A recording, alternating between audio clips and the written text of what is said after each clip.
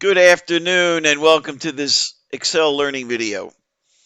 Have there ever been times when you get a list of people's names from somebody, or you may have created the list yourself, only to realize after the fact that you wanted to put Mr. or Mrs.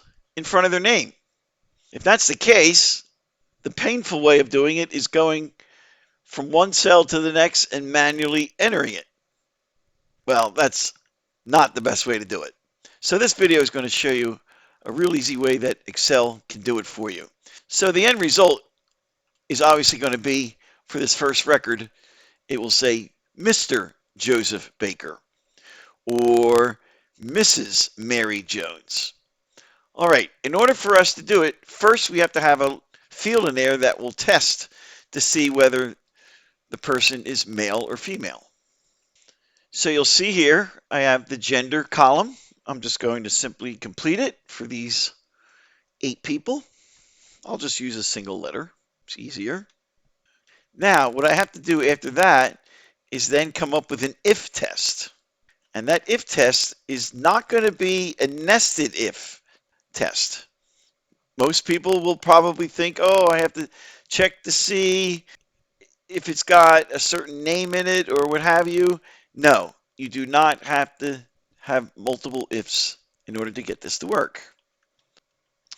So what I have to do first is check to see if the value in column D is equal to M, meaning male, then I will want to put the word Mr. in front of the person's name.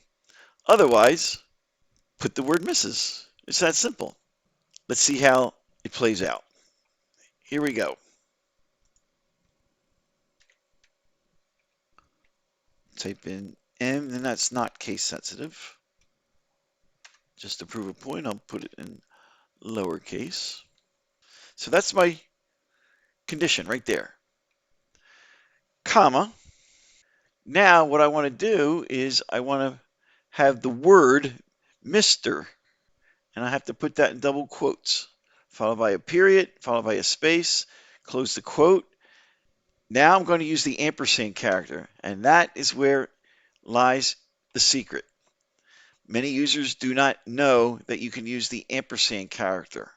So I will use that, and then I typed in the cell address where the name exists, and then if it's not that, that means I'll want to put Mrs. in front of the name, comma. And now I'm just going to show you where the text does not have to be all adjacent without spaces. As you can see right here, I have a space in between the ampersand character and the cell address. Old school was everything had to be running together. But if you're running Microsoft Office 365, you will see that spaces are permitted. So what I want to put here right now is I have the comma to separate the true and the false condition. Now what do I want to do? If it's false, I simply want to say Mrs. in front of the name.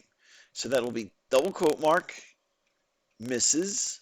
I want a space, then close the double quote mark. I'll even put a space right now and the ampersand character and another space after the ampersand character just to make it easier on the eyes to read so everything does not have to run together. And then I want the address of D5. I need to close my paren. When I press enter, voila, there is Mr. in front of Joseph Baker. Now when I do my double click on the autofill, ooh, it didn't work.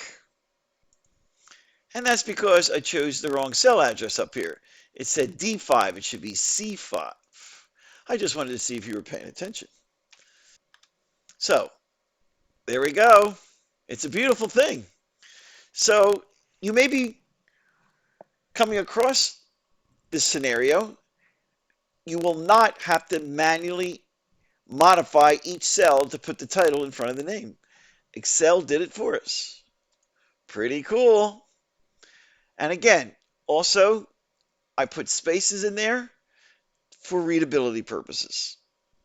All right, as usual, have any questions at all about Microsoft Office, Microsoft Copilot, inside of all of these Microsoft applications? I'm only an email away. Tom at leadingedgebizservices.com. And my rates are very reasonable. Have a great day, everyone. Bye bye.